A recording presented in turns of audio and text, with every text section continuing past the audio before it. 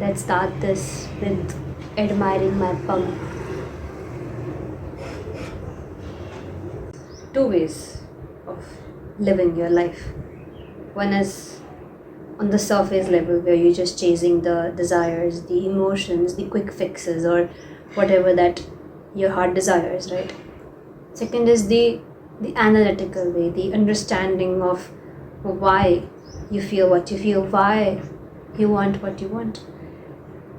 In the second type of living, there are two types of people. One who have the bandwidth, the mental capacity to analyze their life, to analyze themselves, to analyze the people around them, but they are afraid to do so because when they realize the truth that everything is futile and not really well lived, and they're scared, they don't know where to go from there, because you kind of draw a blank. You don't know, you've reached to a dead end, you have kept walking on that path, and then there's a dead end and now you don't know what to do. So these kind of people do not want to walk on that path because they know there's a dead end. Second type of people know that there is a dead end, but they still continue to walk on that path because they are of the mindset that we'll see what happens. Even if we do hit a dead end, we'll go there and then we'll analyze iske aage kya, what from here on. So those kind of people have learned to sit with the uncomfortable silence, with the uncomfortable questions of why look, why. The question of why has gotten such bad connotations to it, has gotten such prejudices attached to it, that why means you are skeptical, why means you don't believe, why means you don't have faith. But when you look at it in its entirety, the question why can also mean that someone is trying to be understanding. That someone is not trying to poke holes in your fabric of your reality, but someone is just trying to understand you better. I really like this. But why do you like this? Why do you like this? I like it because at that time this happened, that's why I started liking it. But have you tried ever not liking it? Yeah, never thought about that. Some people say thinking is a luxury. Thinking so much about life, thinking so much about what you do and your desires is a luxury in life, because if you are living for survival, if you're living just to fill your stomach,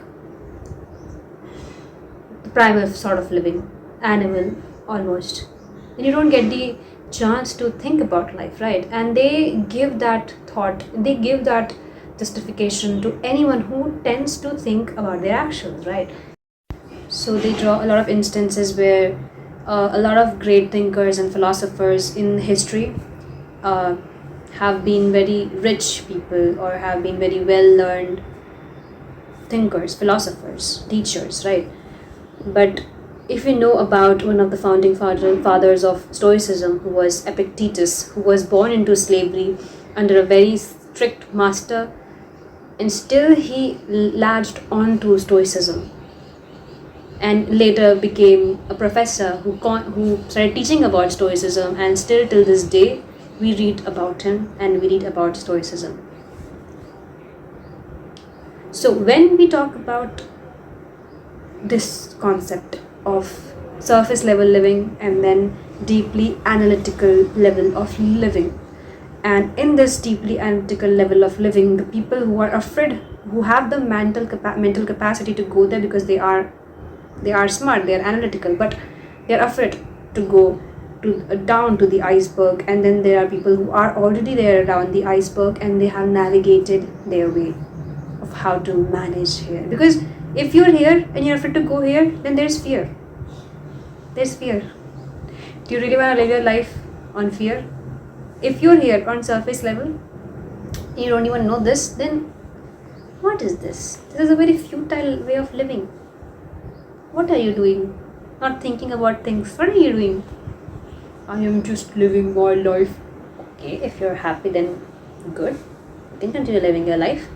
But if you're not happy, or if sometimes sadness hits and you have the questions of what to do, why am I feeling this, how to get better, then maybe it's time to start looking below the surface and not continue to be surface level creatures anymore. Because even in Bhagavad Gita, Krishna has said that if you've been given a body of a human and you continue to act like an animal in your next birth, you will be given body of an animal, because then you will be able to use the resources to the fullest extent, right? Because if you're a human and you're not using your resources to your full extent after being a human, then you're wasting your resources. And there are not many resources, right? They are limited resources. Basic concept of economy.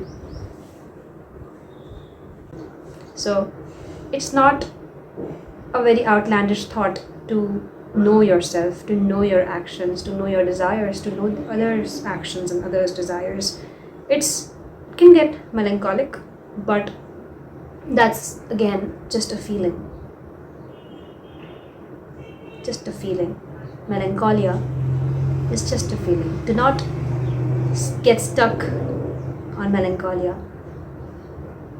Move past that. You're not here, you're not thinking about things because you want to draw a sad picture. You're thinking about things because you want to understand. Because you want to know better. And you want to be better.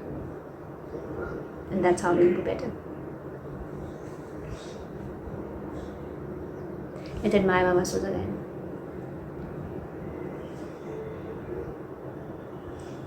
Namaste.